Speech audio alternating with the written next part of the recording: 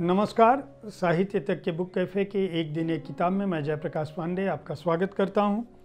आज सृजन का उत्सव नामक पुस्तक के साथ मैं उपस्थित हूं। सृजन का उत्सव हिंदी कहानी का सरल और संक्षिप्त इतिहास, यह इस पुस्तक का नाम है। इसके लेखक हैं राजेंद्र श्रीवास्तव। राजेंद्र श्रीवास्तव इलाहाबाद में पैदा हुए और बीएससी, बीए, एमए, पीएचडी उन्होंने हिंदी से की है। अभी वे जानवर नहीं बने, कोई तकलीफ़ नहीं, दुखाच, सावज, इस तरह की कहानियाँ, प्रतिनिधि कहानियाँ, सपनों का गणित, कहानी संग्रह लिख चुके हैं। सुबह के इंतज़ार में नाटक संग्रह है। कागज़ की ज़मीन पर उनकी एक संपादित पुस्तक है। लिखते रहते हैं और काफ़ी पुरस्कार भी पा चुके हैं। एक राष्ट्रीयकृत बैंक में कार्यपालक। उन्होंने हिंदी इतिहास के बारे में एक बहुत ही सहज भाषा में सरल और संक्षिप्त इतिहास की जानकारी उपलब्ध कराई है। उनका कहना है कि कहानी जो है वह हिंदी साहित्य की बड़ी लोकप्रिय विधा है और हिंदी कहानी की दुनिया से ही आदमी साहित्य में प्रवेश करता है, ऐसा उनका कहना है।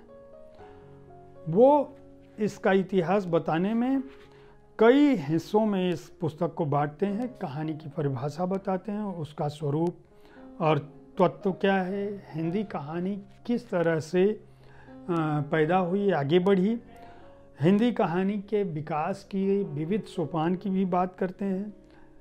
हिंदी कहानी और प्रेमचंद एक अलग अध्याय है। प्रेमचंद को कथा सम्राट कहा जाता है, माना जाता है और हिंदी कहानी को जो मुकाम प्रेमचंद की कहानियों ने दिया वह हर एक लेखक का सपना है कि उस तरह से वो जन जन के बीच में लोकप्रिय हो। उसके बाद वो प्रेमचंदोत्तर कहानी की भी बात करते हैं, हिंदी कहानी की बात करते हैं, एक प्रमुख हिंदी कहानीकारों की भी बात करते हैं और प्रतिनिधि हिंदी कहानियों का अनुशीलन भी करते हैं। पुस्तक हर अध्याय के बाद उसमें कुछ संदर्भ ग्रंथों की बात की गई है, कहाँ से उन्होंने इस पुस्तक को लिया है, उस पुस्तक में कौन सी कहानी है, उनकी भी बात की है। शब्दार्थ और टिप्पणियाँ क्या है, शिल्प क्या होता है, समकालीन क्या है, अलौकिक क्या है, आकांक्षा क्या है, सामाजिक कहानी क्या है, एक विशद विवरण है। यह हिंदी साहित्य के जिज्ञासु पाठकों के लिए उपयोगी पुस्तक हो सकती है, छात्रों के लिए उपयोगी हो सकती है, खासकर उन छात्रों के लिए जो अभी स्नातक और स्नातकोत्तर स्तर पे हिंदी कहानी को समझने की कोशिश कर रहे हैं। इस पुस्तक में कुछ कहानियों की भी चर्चा है। चर्चित जो कहानियां हैं उनमें मूल्यबोध क्या है, उनकी दृष्टि क्या है, इसके बारे में बात की गई है।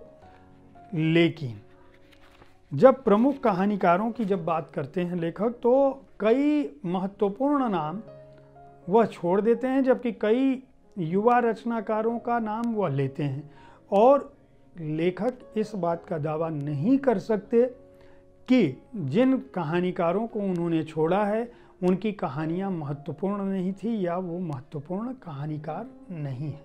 अगर आप हिंदी कहानी के महत्वपूर्ण कहानीकारों का नाम लेते हो तो आप किसी भी तरह से गुलशेर खान सानी, नासिरा शर्मा, ममता कालिया, गोविंद मिश्र, असगर वजाहत, मंजूर एहतसाम, अब्दुल बिस्मिल्लाह जैसे नामों को नहीं छोड़ सकते।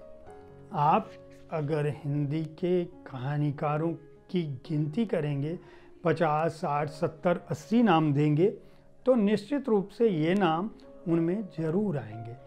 तो ऐसी पुस्तकों को जब हम महत्वपूर्ण कहानीकार जैसा कोई शब्द दें या कोई सूची बनाएं तो हमें यह ध्यान रखना चाहिए कि ठीक है कि हम सभी का नाम नहीं लिख सकते, लेकिन जब आप शुरू के 10 नाम लेंगे या 20 नाम लेंगे या 25 नाम लेंगे तो हिंदी साहित्य में प्रेमचंद के बाद इन लोगों की एक महत्वपूर्ण भूमिका रही है जिनकी अनदेखी आप नहीं कर सकते।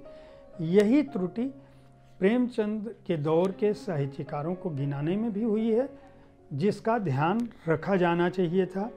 पहली कहानी से अब तक लेकर हिंदी कहानी के लिए यह अगर आप शुरुआत कर रहे हैं तो इस पुस्तक को खरीद सकते हैं।